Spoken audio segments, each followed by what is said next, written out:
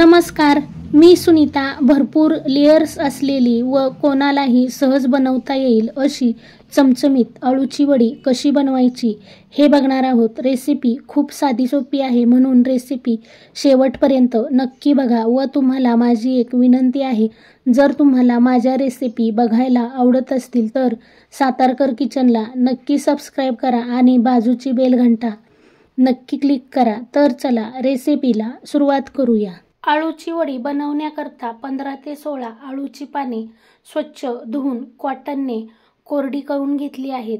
वडी बनवण्याकरता एक चटणी वाटून घेणार आहोत. तर चटणी वाटण्यासाठी मुठभर लसूण सोलून घेतला आहे. लसूण भरपूर घालायचा आहे, म्हणजे आपल्या वडीला चव खूप छान येते. त्यानंतर 1 चमचा जिरे घेतले आहे, 1 चमचा मीठ घेतले आहे, 10-12 मिरच्या घेतल्या आहेत. तिखट मीठ तुम्ही तुमच्या चवीनुसार घाला.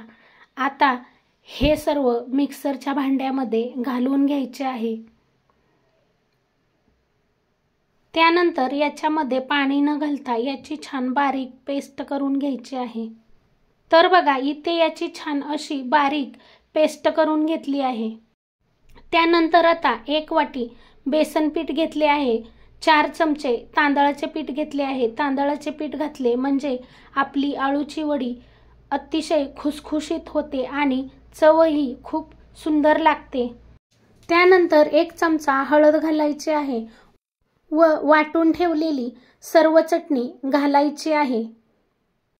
त्यानंतर इथे मी चिंच व गूळ भिजत घालून त्याचा कोळ काढून घेतला आहे. आता हा कोळ सुद्धा या पिठामध्ये घालायचा आहे, म्हणजे आपली आळूची वडी घशात खवखवत नाही व चवीला अतिशय सुंदर लागते. तर सुरुवातीला चिंच गुळेचा कोळ घालून लागेल असे पाणी घालून आपल्याला पीठ जास्त पातळही नाही किंवा जास्त घट्टही नाही, मीडियम असे पीठ तयार करून घ्यायचे आहे, म्हणजे आपली आळू वडी छान घट्ट होते व तेलात तळताना वडी सुटत नाही. तर बघा, अशा पद्धतीने हे पीठ जास्त पातळही नाही किंवा जास्त घट्टही नाही, मीडियम असे तयार करून घेतले आहे. तर इथे मी पानांना पीठ लावण्याकरता परात घेतली आहे. तुमच्याकडे ताट असेल तर तुम्ही मोठे ताट सुद्धा घेऊ शकता. त्यानंतर 1 पान घेऊन याला आपल्याला पीठ लावून घ्यायचं आहे. तर पीठ जास्त दाट लावायचे नाही किंवा जास्त कमी सुद्धा लावायचे नाही. मी दाखवते आहे याप्रमाणे आळूच्या पानांना पीठ लावून घ्यायचे आहे.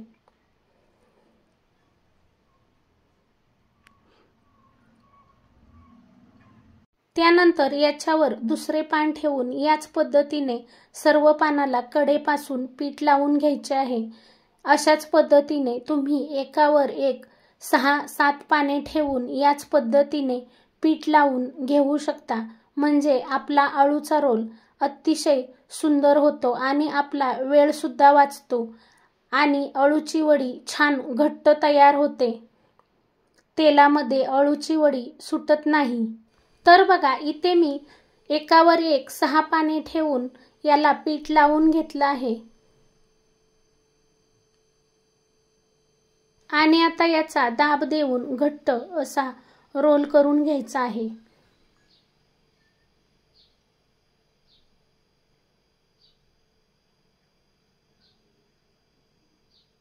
तर बघा, याच पद्धतीने मी माझ्या उरलेल्या पानांचा रोल करून घेणार आहे. तर बघा, इथे सर्व रोल बनवून तयार झाले आहेत. आता हे आळूचे रोल उकडून घ्यायचे आहेत. तर बघा, 10 मिनिटे फुल गॅसवर या वडीचे रोल शिजवून घेतले आहेत. आणि हे शिजले का नाही ते कसे ओळखायचे, तर असं बोटाला पीठ चिकटलं नाही म्हणजे समजायचं वडीचे रोल शिजले आहेत. आता हे वडीचे रोल उतरवून थंड करून घ्यायचे आहेत. तर बघा, इथे आपले वडीचे रोल छान थंड झाले आहेत. असे छान थंड झाल्यानंतर वड्या कट केल्या की वड्या तेलामध्ये सुटत नाहीत किंवा फ्राय करताना सुद्धा सुट्ट्या होत नाहीत. आणि तुम्ही पाहू शकता, आपल्या वड्या आपण चाळणीला तेल न लावता शिजायला ठेवल्या होत्या तरी सुद्धा चिकटून बसल्या नाहीत. आता यातील 2 रोल मी कट करून घेणार आहे आणि उरलेले 2 रोल असेच फ्रीजमध्ये ठेवून देणार आहे. तुम्ही असे फ्रीजमध्ये ठेवून देऊन 4-5 दिवसामध्ये जेव्हा तुमची वडी खायची इच्छा होईल त्यावेळेस तुम्ही फ्राय करून किंवा तेलामध्ये तळून सुद्धा खाऊ शकता। आवडीनुसार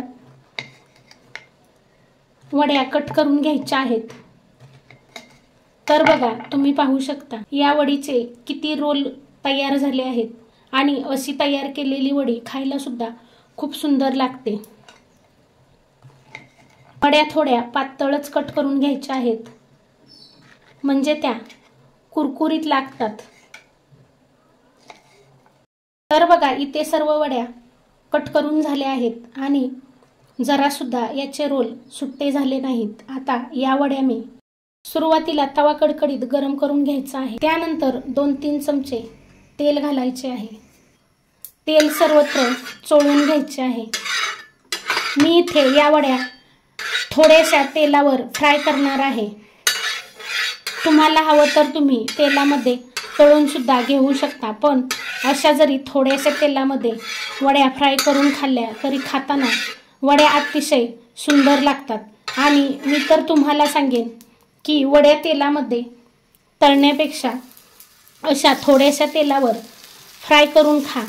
सध्याच्या धावपळीच्या जीवनात सर्वांचे कोलेस्ट्रॉलचे प्रमाण खूप वाढू लागले आहे। भेसळयुक्त तेल, मैदा, रासायनिक खतावरच्या भाज्या खाल्ल्यामुळे भरपूर आजार होत आहेत। त्यासाठी असे कमी तेल वापरून पदार्थ बनवा। पदार्थ अतिशय रुचकर होतात। असे नाही की तळलेले पदार्थच खाताना छान लागतात, कमी तेलावर बनवलेले पदार्थ सुद्धा खायला खूप छान लागतात। तर बघा, अशा पद्धतीने सर्व वड्या तव्यावर घालून झाल्या आहेत। आता मीडियम गॅसवर एका बाजूने 5 मिनिट आपल्याला या वड्या भाजून घ्यायच्या आहेत। तर फ्रेंड्स, मी तुम्हाला एक विनंती करते की जर तुम्हाला माझी ही रेसिपी आवडू लागली असेल तर याआधी माझ्या चॅनलला सबस्क्राईब केलं नसेल तर प्लीज सबस्क्राईब करा, मला सपोर्ट करा। मला तुमच्या सपोर्टची खूप गरज आहे। एक लाईक करायला विसरू नका। खूप साऱ्या लाईक्स पाहून खूप आनंद होतो। 5 मिनिट एका बाजूने वड्या भाजून झाल्यानंतर आता पुन्हा असे थोडेसे 1 चमचाभर तेल घ्यायचे आहे आणि वरून तेल घालायचे आहे। या वड्या तुम्ही खरंच खाऊन बघा, खूप सुंदर लागतात। आता आपल्याला या वड्या पलटी करायच्या आहेत।